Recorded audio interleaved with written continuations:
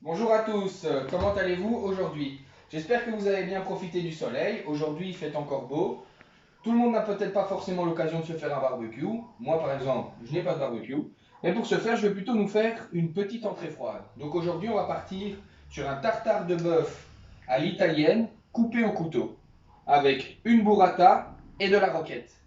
Donc pour ce faire, nous avons besoin d'un contrefilet. Donc ici, c'est un petit contrefilet de nos prairies, hein.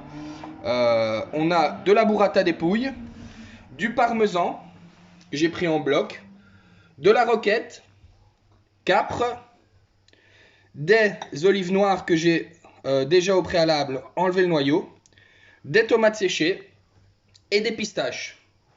Donc voilà, on va commencer notre recette. Bien sûr, un petit peu d'huile d'olive, du sel, du poivre. Voilà. Donc aujourd'hui, il n'y aura pas de cuisson, ce ne sera que de la découpe.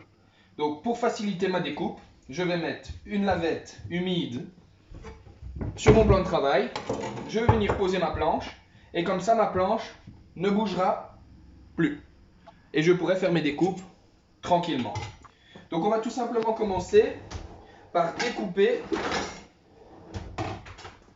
notre contrefilet. Donc je vais d'abord retirer cette partie-ci, le gras. Le gras est bon quand il y a cuisson, mais si c'est pour manger à cru, je vous conseille de l'enlever parce que du gras cru, ce n'est pas terrible. Hop, on va récupérer notre assiette.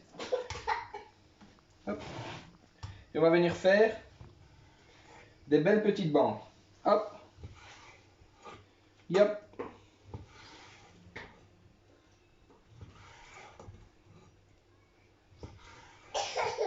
Comme vous voyez, ici, il y a encore un peu de gras. Hop. Je vais l'enlever. Je le garderai pour faire autre chose plus tard, un bouillon ou que sais-je. Vous avez plein de possibilités. Hop là. Hop. Si par exemple vous n'avez pas de contrefilet, d'autres pièces du bœuf peuvent très bien fonctionner. Vous pouvez également le faire avec de la loyau, vous pouvez le faire avec de la bavette. Avec de la bavette, c'est délicieux, contrairement à ce qu'on pense. J'adore manger un tartare de bœuf de bavette. C'est vraiment très bon. Donc voilà. Ensuite, on va recouper les bandes dans la longueur. Hop.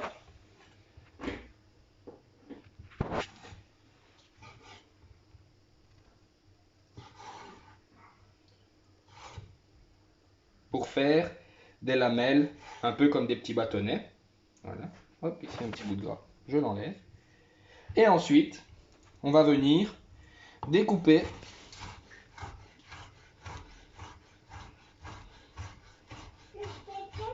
toute notre pièce de viande pour avoir un beau tartare. Hop. Et on va faire ça avec toute la pièce de bœuf.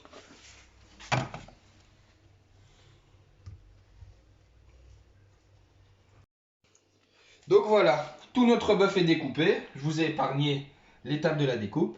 Et on va faire nos tomates séchées. Donc pareil, des petites bandes. Hop, vous voyez, c'est relativement facile. Hop. Prenez un couteau qui coupe bien. Parce que un couteau qui coupe mal, c'est à cause de ça que vous allez vous couper. Forcément, vous allez vouloir forcer, votre couteau va glisser et vous allez vous couper. N'hésitez pas à aiguiser ou affûter votre couteau, histoire d'avoir quelque chose qui coupe bien. Hop, voilà. On va faire nos capres aussi. Hop, qu'on va aussi venir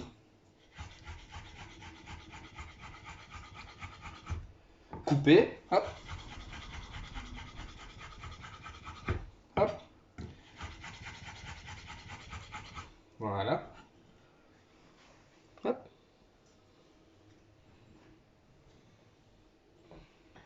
Nos olives. J'en ai pris. Ici, il y a 4 olives dénoyautées, 4-5 olives, parce que là, je fais la recette pour une personne. Hop. Donc, je ne mets pas trop d'olives non plus. L'olive, c'est quand même un produit assez fort. Ici, ce sont des vraies olives noires. Hein. Ce ne sont pas les olives noires qu'on trouve en conserve, les fausses olives noires, là, les olives vertes modifiées chimiquement. On est sur une belle olive. Voilà. Hop. On va mettre nos pistaches.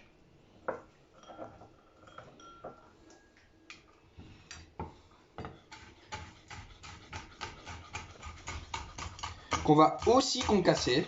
Donc couper un peu grossièrement. Hein. Hop.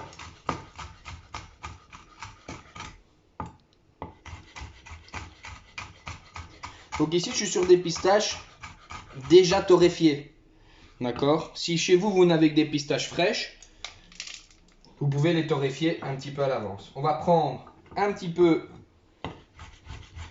de parmesan. Hop.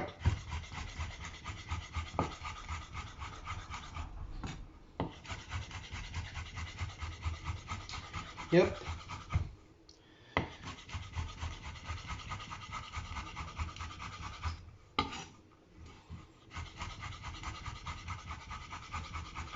Hop.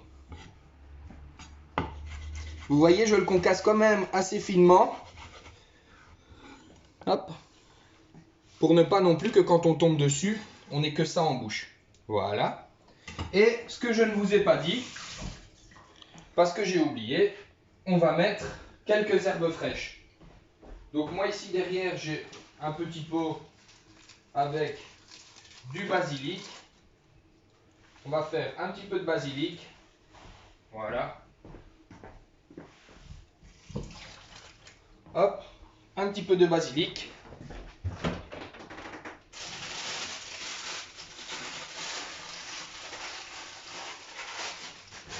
Et un petit peu de persil frais.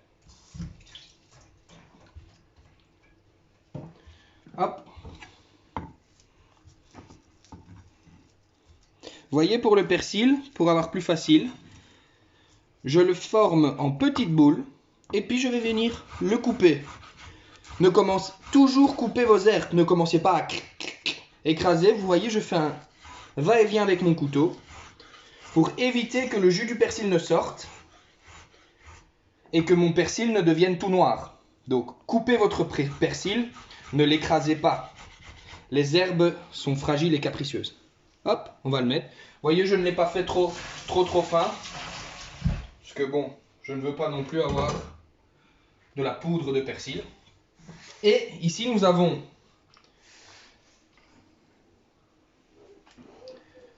notre basilic. Attention, il ne faut pas le hacher. On va le ciseler gentiment. Sinon, lui aussi, il va noircir. Hop. Hop.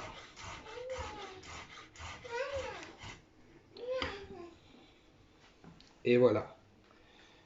Toutes nos découpes sont prêtes, quasiment. On va reculer notre planche. Et on va commencer à assaisonner. Donc je vais mettre de l'huile d'olive, du poivre et du sel. Hop. Et on va mélanger tout ça.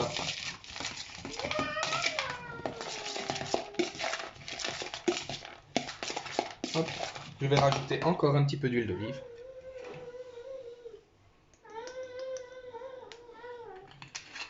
Hop. Hop là.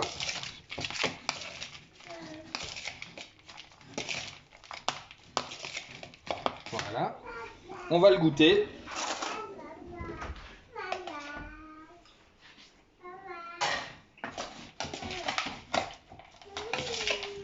C'est très bon.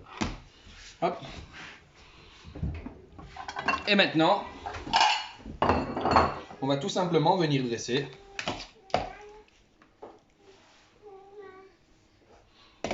nos assiettes. Donc ici, j'avais dit que j'en faisais pour une personne. Bon, j'ai un peu mal calculé, il y en a assez pour deux. Tant mieux. 2 fois plus pour moi. Hop.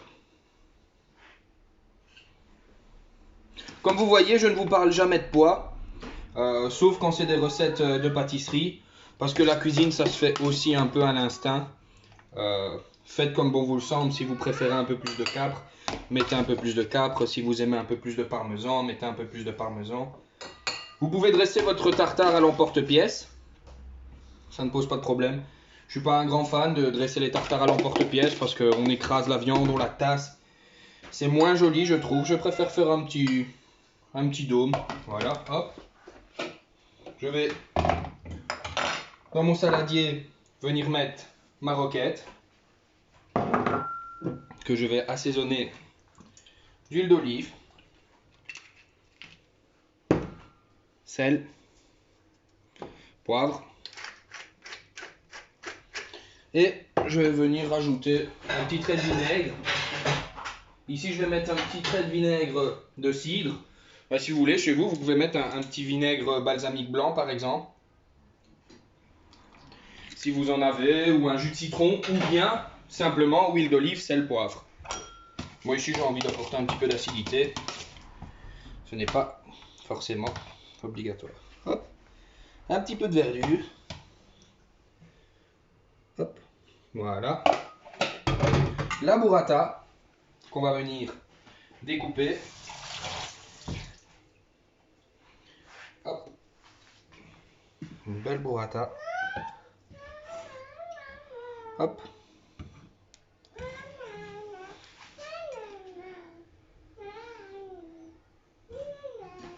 Hop.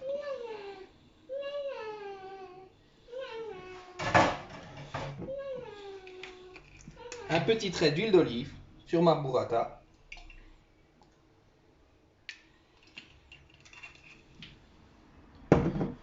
Une petite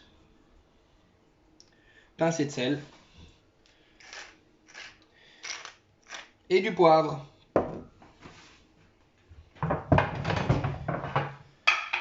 Et donc voilà comment réaliser une petite entrée sympa pendant cette période où il fait très chaud et où je suppose vous avez tous été acheter de la viande pour faire vos barbecues. À côté de ça, de la burrata, vous pouvez en trouver chez vos tout petits fournisseurs italiens. Moi ici, j'ai été chez mon petit fournisseur italien ici à Gemat, mais vous pouvez également en trouver chez Pino Zaccaria par exemple, qui ont des très bonnes burrata. Voilà.